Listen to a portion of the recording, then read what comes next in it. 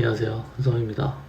오늘은 댓글에서 질문 주셨던 번아웃에 대한 얘기를 다뤄달라고 하시더라고요. 번아웃 조심하라고 하시면서 제가 번아웃에 대해서 생각하는 거는 우리 마음속에 통이 있다고 전 생각을 해요. 통이 여러 개 있을 수도 있고요, 통이 하나가 있는 사람도 있고 그런 것 같아요. 근데 그 통에다가 우리가 나무를 베가지고 나무를 이제 넣어 놓는 거예요.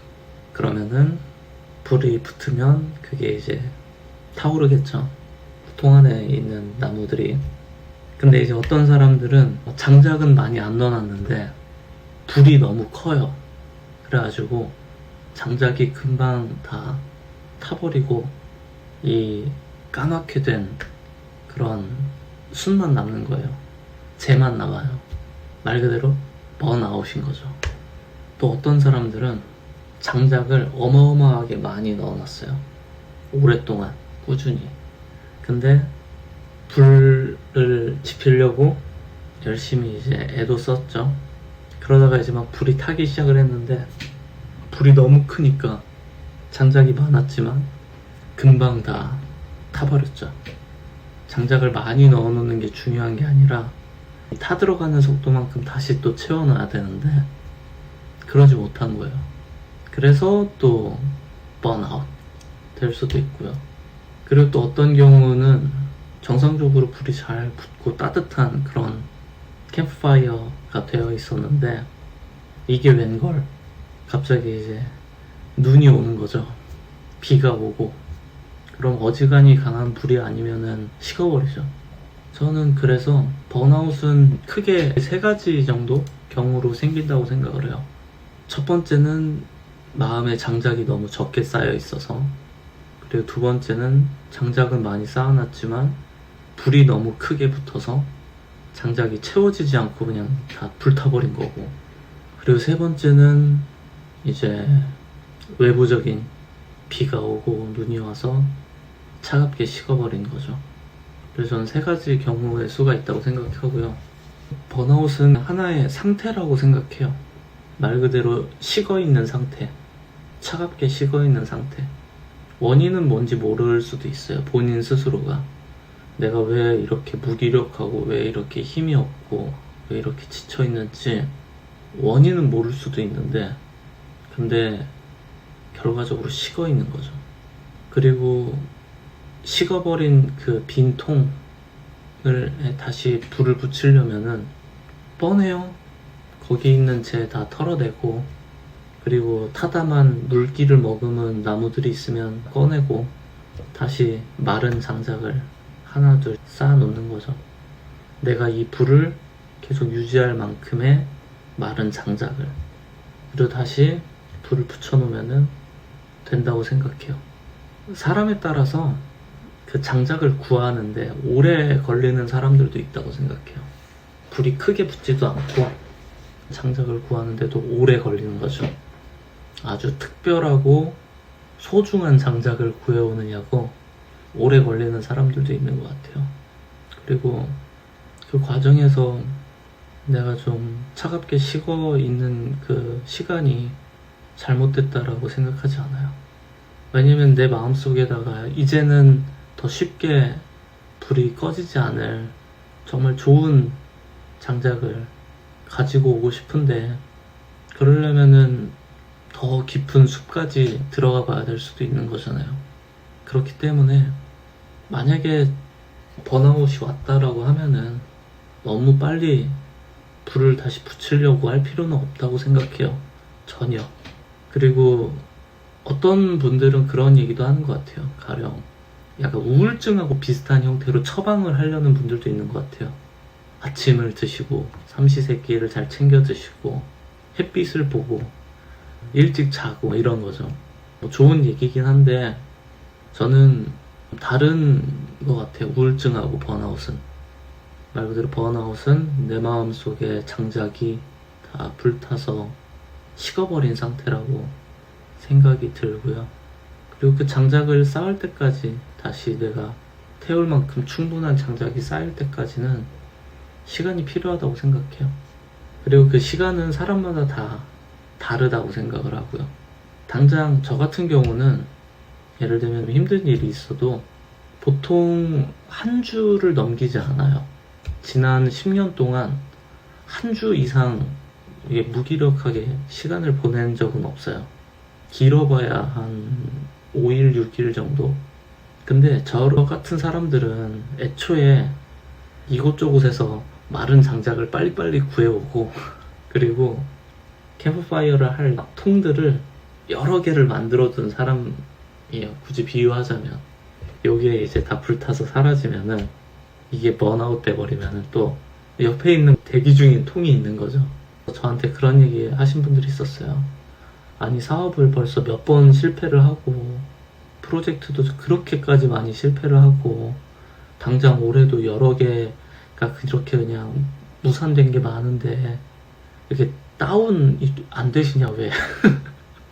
왜 되게 뭔가 우울해하고 슬퍼할 수 있는 상황인데 왜 그러지 않으시냐 대표님은. 근데 저는 그 마른 장작이 되게 많아요 저한텐. 그냥 이게 차갑게 식어도 내 삶은 또 이게 있어, 내 삶은 또 이게 있어, 그런 스타일의 사람이고요. MBTI만 해도 16가지 종류가 있잖아요. 사람마다 다 다르죠. 그 마음이 다 소진되는데 걸리는 시간도 다르고 그리고 전 한편으로는 소진이 된다라고 하는 거는 한 번쯤 그것도 생각을 해봐야 되는 것 같아요. 내 스스로를 착취하고 있는 거 아닌가. 저는 여러분들 보셔서 아시겠지만 저는 제 마음대로 살잖아요 인생을. 그래서 유튜브도 제 마음대로 찍고 남들 기준을 안 따르잖아요. 제가 일하는 것도 그렇고 제가 살아온 것도 그렇고 저는 남들 기준을 따르지도 않고 저는 제 자신을 착취하면서 일을 하는 스타일은 아니에요. 제 자신의 영혼을 갉아먹으면서 일을 하진 않아요. 근데 어떤 분들은 자신의 삶과 영혼을 갉아먹으면서 일을 하시는 분들이 있어요. 제 예전 지인분 중에는 원치 않은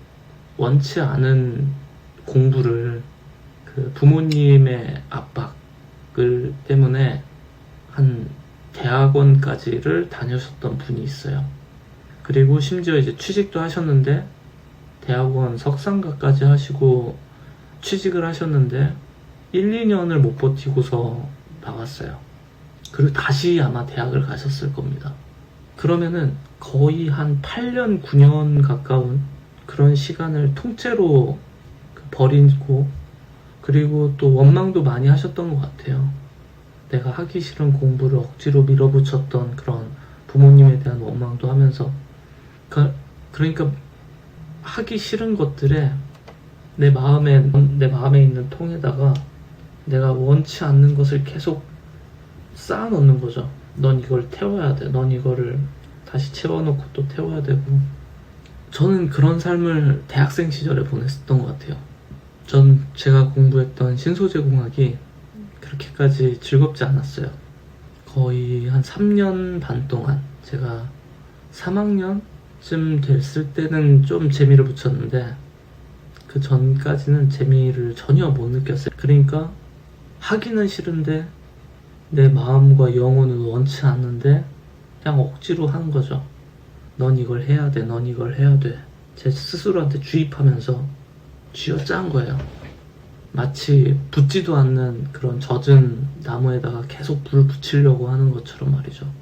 근데 젖은 나무에다가 불을 붙이는 거는 정말 기적적으로 불씨가 붙어서 조금 타들어가는 것 같아도 그 안에 물기 때문에 금방 불씨가 꺼져버리거든요. 그럼 결국은 힘들게 얻은 불씨도 유지하지 못해요. 근데 저는 그런 시절을 한 4년 보내고 나서는 내가 원하는 걸 하자 하고서 이제 저는 창업을 했죠. 그리고 나서 프로그래밍도 본격적으로 공부를 하니까 너무 재밌는 거예요. 너무너무 재밌었어요.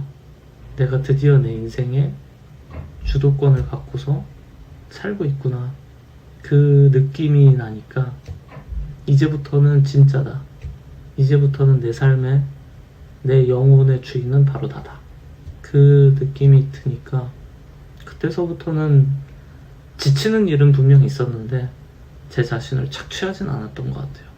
그래서 저는 이 영상을 보시는 분들이 분명 번아웃이라는 주제로 영상에 들어오셨잖아요. 그러면 아마도 여러 가지로 마음이 힘드신 분들이 아마 이 영상을 보셨을 것 같아요. 보시고 계실 것 같은데 한 번쯤 고민해 보셨으면 좋겠어요. 내가 지금 하고 있는 이 삶의 모습이 혹시 나를 지금 착취하고 있는 게 아닐까? 내 안에 여러 명의 나를 두고서 한 명의 내가 다른 나를 그냥 강제로 너 이거 해야 돼. 너 아침에 몇 시에 일어나야 돼. 너 하루에는 몇 시간 일을 해야 돼. 집에 가서는 뭐 뭘 또 해야 돼. 계속 내 안에 있는 여러 가지 내가 있는데 그 여러 가지 나 중에 어떤 친구의 말은 그냥 개무시하는 거죠. 계속. 근데 이 한쪽 사람의 말, 한쪽 영혼의 말만 듣는다든지 아니면 심지어 내 머리로도 이해하지 못하는데 내 자신을 어떤 이유에선지 계속 착취하고 있는 거죠. 그런 건 아닐까 한번 생각해 보시면 어떨까 싶어요. 그리고 또 한 가지 드는 생각은 소진된 상태일 때 죄책감은 갖지 않는 게 좋은 것 같아요. 영혼이 소진되어 있을 때는 저는 영혼이 휴식해야 된다고 생각하는데 우리가 힐링이라고 하잖아요. 힐링. 말로만 힐링이 아니라 한번 스스로의 영혼에 귀 기울여보는 시간이 필요한 것 같아요. 그거를 기도라고 표현할 수도 있고 명상이라고도 표현할 수도 있고 아니면 자아성찰이라고도 표현할 수도 있겠지만 정말로 지금 내가 무엇 때문에 내가 이렇게 힘들고 괴롭고 지쳐있는가. 어떤 분들은 그런 경우도 있는 것 같아요. 아빠로 살기 때문에 또는 엄마로 살기 때문에 수년 동안 참고 하다가 보니까 그게 폭발이 돼서 더 이상은 감당하지 못하는 상황에 오기도 하는 거죠. 분명 내 안에는 내가 원했던 어떤 것이 있었는데 그거를 무시하고 나머지 해야 되는 것들로만 삶을 채워놨으니까 그렇게 된 거라고 생각해요. 그래서 장작이 다 떨어졌다면은 천천히 다시 장작을 주워오면 됩니다. 오래 걸릴 수도 있고 그리고 때로는 전혀 뜻밖의 장작을 주워올 수도 있겠죠. 근데 그게 인생이라고 생각을 해요. 저는 뒤처지고 늦어지는 거 다른 사람들의 눈으로는 저게 이상해 보일 수 있어요. 쟤는 잘 나가는 사람이 갑자기 뭐 한 3개월을 쉬네, 뭐 반년을 쉬네, 1년을 쉬네 그렇게 보일 수도 있는데 내가 그동안 한 번도 경청하지 않았던 내 안에 영혼의 목소리에 경청하고 내가 내 삶을 구성하는 제일 중요한 그런 바닥에 깔릴 장작을 구해오는 데 들어갈 시간으로 생각한다면은 의미 있다고 생각해요. 그거에 죄책감을 가질 필요는 없다고 생각하고 제일 문제는 번아웃이 왔을 때 마치 그게 내가 의지력 부족이라고 생각해가지고 나는 이걸 해야 되는 사람인데 나는 일을 열심히 해야 되는 사람인데 나는 공부를 열심히 해야 되는 사람인데 의지력이 없어서 지금 번아웃이 됐어 라고 생각하지는 않았으면 좋겠어요. 축축한 나무를 일단 다 빼야 됩니다.